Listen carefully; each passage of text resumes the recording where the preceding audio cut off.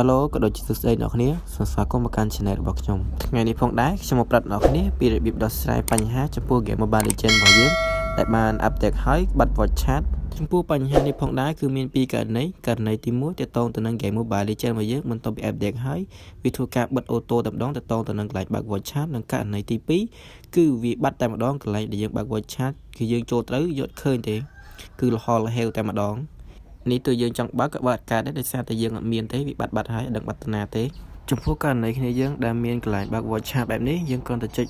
on នេះមកនោះគ្នាយើងនឹងមានកន្លែងបើក voice និយាយវិញតាមធម្មតាហើយចំពោះគ្នាយើងដែលមានកន្លែងបើក voice chat បែបនេះក៏យើងមានវិធីដោះស្រាយដូចគ្នាដែរជាដំបូងយើងចូលមកកាន់ App Store រួចចុចកន្លែង profile ចុចកន្លែងលើ profile ម្ដងទៀតមកដល់កន្លែងនេះយើងចុចបញ្ចូល password របស់យើងនៅពេលដែលយើងបញ្ចូល password ហើយវាមានតម្រងបែបនេះយើងចុចកន្លែង country origin បន្ទាប់មកទៀតយើងចុចកន្លែង change country origin ដល់កន្លែងនេះយើងអូសរកពាក្យ Cambodia ចុចលុបពាក្យ Cambodia នឹងមក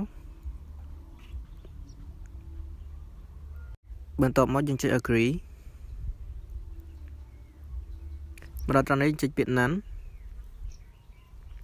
យកមកក្រោមទៀតមកត្រង់កន្លែងនេះយើងអាចបំពេញដូចខ្ញុំទាំងអស់ក៏បានគ្រាន់តែយើងដូរលេខទូរស័ព្ទទៅ city យើងដាក់បាត់ដំបង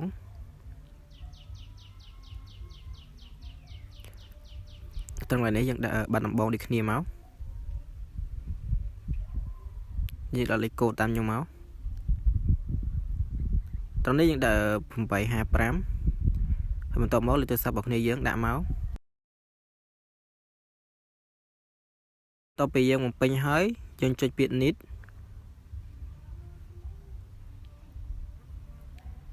តែប៉ុណ្នេះគឺរួចរាល់ហើយគ្នាយើងហើយយើងចុចពាក្យ done មក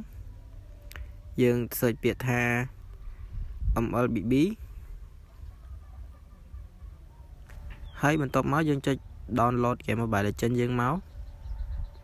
បន្ទាប់ពីយើងធ្វើហើយយើងចូលទៅតេស្តក្នុង game របស់យើងចង់ដឹងថាមានពាក្យ voice chat វិញអត់អូខេអ្នកគ្នាគឺនេះមានពាក្យថា voice chat វិញហើយ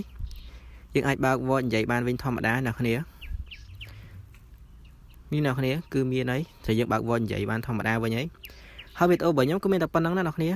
ជាចុងក្រោយសូមអរគុណដល់គ្នាយើងដែលបានទស្សនាវីដេអូនេះតាំងពីដើមរហូតដល់ចប់អរគុណច្រើនជម្រាបលាអ្នកគ្នាបាយបាយ